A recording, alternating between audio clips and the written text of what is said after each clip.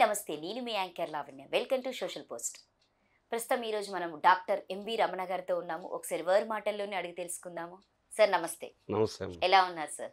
బాగున్నాను. సో దాదాపుగా అందరికీ అంటే కొంతమంది సంతానం లేకుండా బాధపడుతూ ఉంటారు. సో వాళ్ళకి సంతానం కావాలనుకున్నా కూడా వాళ్ళకి ఎలాంటి రేఖలు ఉండాలి సార్? సంతానం అనేది చాలా ముఖ్యమైనటువంటిది వివాహ జీవితంలో. అవును. అర్థమైందా? ఈ కాలంలో మనం తిన్న ఫుడ్ హ్యాబిట్స్ వల్ల, తీసుకునే ఆహార పదార్థాలు సరిలేనందువల్ల, వాతావరణ కల్మషం వల్ల చాలామందికి పురుషులకి కౌంట్ తగ్గిపోతున్నది. అర్థమైందా? సెమన్ కౌంట్లో 40 మిలియన్స్ 60 మిలియన్స్ ఉంటేనే సంతానం కలుగుతుంది, లేదంటే సంతానం. అందుకని పురుషుని యొక్క ప్రాధాన్యత సంతాన విషయంలో చాలా ముఖ్యం. అది ఆడపిల్ల కలగాలన్నా మగపిల్ల కలగాలన్నా పురుషుని యొక్క ప్రాధాన్యత కూడా చాలా ముఖ్యమైనటువంటిది. అసలు సంతానం ఉందా లేదా, సంతాన రేఖలు ఎక్కడ ఉంటాయి చేతిలో అని మనం చూసినట్లయితే చిన్న వేలు తీసుకోవాలి. ఓకే. ఈ హృదయ రేఖ ఉంటుంది. ఈ హృదయ రేఖ పైన ఇక్కడ వివాహ రేఖలు ఉంటాయి.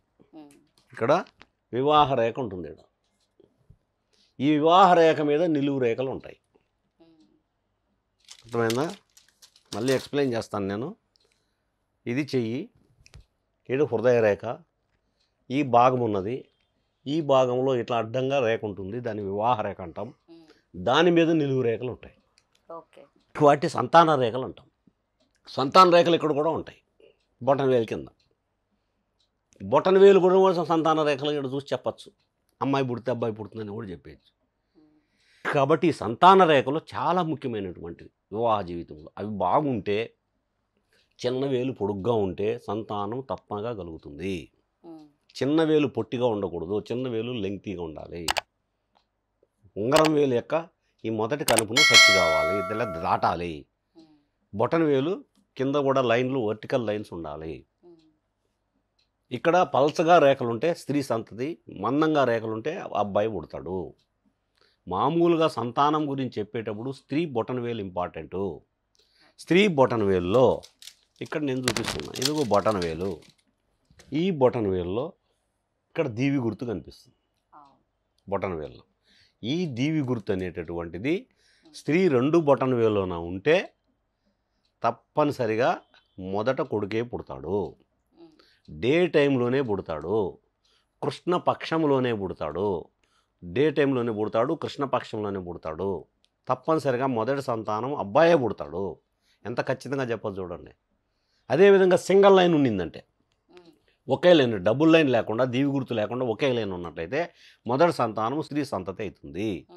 2 తమ్ముల్లోనే సింగిల్ లైన్ ఉన్నట్లే పుట్టిన వాళ్ళంతా అమ్మాయిలే అవుతారు.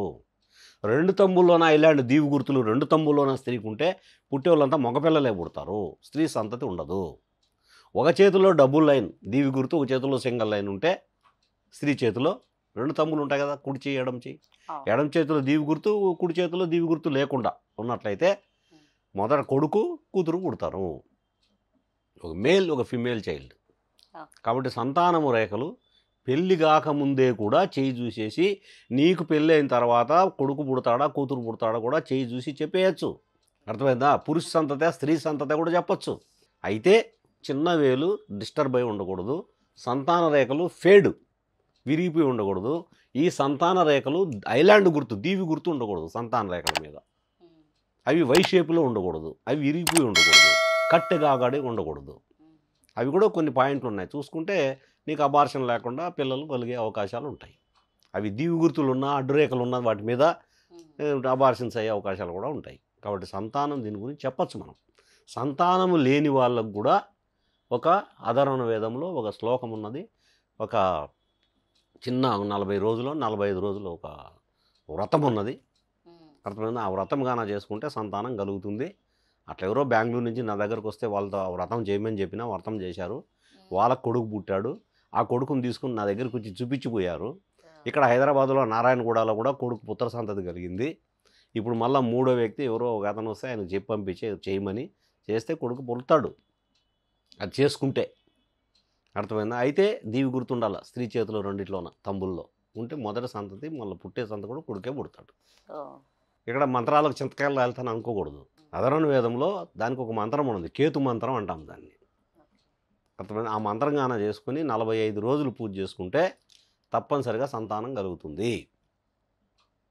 అర్థమైంది. ఆ సంతానం కలగడానికి అవకాశాలు కూడా ఉన్నాయి. అటువంటి వాళ్ళు ఎవరైనా ఉంటే కలవచ్చు నన్ను. కలిసి ఆ రెమెడీ చేసుకుంటే తప్పనిసరిగా సంతానం కలుగుతుంది. ఇంకోటి ఏంటంటే ధ్యానం. రెగ్యులర్గా ధ్యానం వదలకుండా భార్యాభర్తలు ఇద్దరు ధ్యానం చేస్తే వాళ్ళకి కౌంట్ పెరగడానికి అవకాశం ఉన్నది, సంతానం కలగడానికి అవకాశం ఉన్నది. ఇది కూడా ఒకటి ఉన్నది. ఒక ధ్యాన క్రియ ఏదో ఒక సిస్టంలో ఉండి రెగ్యులర్గా ధ్యానం చేసుకుంటే భార్య భర్తలు ఇద్దరు కూడా సంతానం కలగడానికి అవకాశాలు ఉన్నాయి.